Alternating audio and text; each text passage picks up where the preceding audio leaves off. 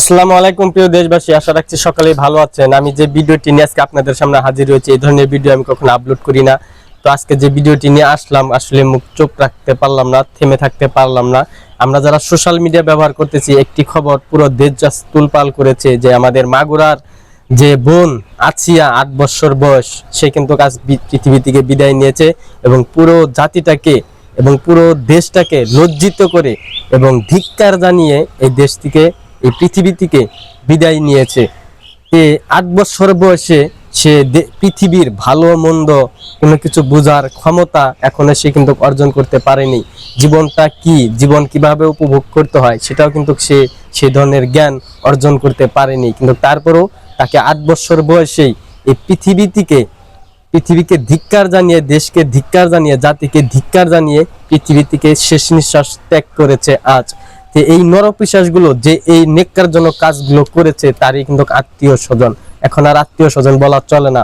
তো এখন যে আমাদের বাংলাদেশের উপদেষ্টা, প্রধান উপদেষ্টা ডক্টর ইউনূস স্যার এবং ইউনূস সাহেব, তাকে বলবো যে বাংলার জমিনে এই বিচারটি এমন ভাবে আপনি করবেন যাতে এই বাংলার জমিনে আর কেউ ধর্ষণ করার সাহস এবং সেই বিষয়টি ভাবার কোনো ধরনের চিন্তা ভাবনা তাদের কারো ভিতরে না আসে যে আমি ধর্ষণ করব, আমি ধর্ষণের শিকার করব, এরকম কোনো চিন্তা ভাবনা কারো ভিতরে না আসে। বাংলার জমিনে হয়তো অনেক ধর্ষণের বিচার হয়েছে, অনেক ধর্ষণের বিচার বাংলার জমিনে হয়েছে, কিন্তু তারপরও এটার কোনো সমাধান আসেনি। ধর্ষণ দিনের পর দিন হয়েই যাচ্ছে।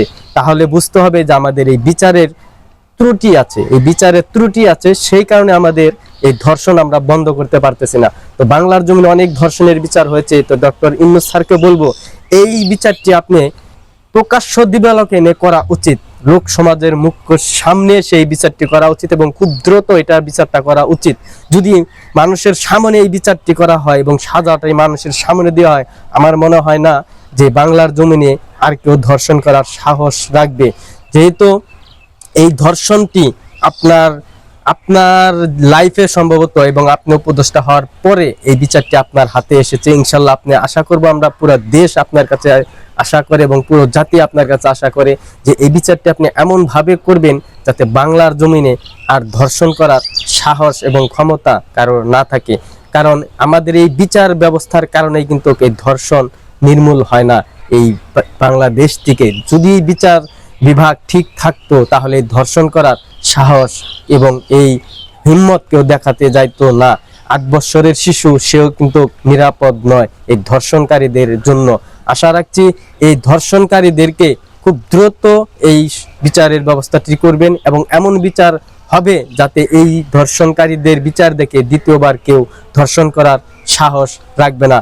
তো আশা রাখছি, আমি কখনো ভিডিওতে শেয়ার চাই না, কোনো লাইক কমেন্ট চাই না, আশা রাখছি এই ভিডিওটি সকলের কাছ থেকে শেয়ার পাবো এবং যার যার সেক্টরের দিকে আমাদের এই বিষয়টি আন্দোলন করা উচিত যে এদের খুব দ্রুত বিচারের আওতায় আইনে এবং প্রকাশ্য দিবালোকে এদেরকে শাস্তি দেওয়া উচিত। সকলে ভালো থাকবেন, ইনশাল্লাহ ভিডিওটি শেয়ার হবে।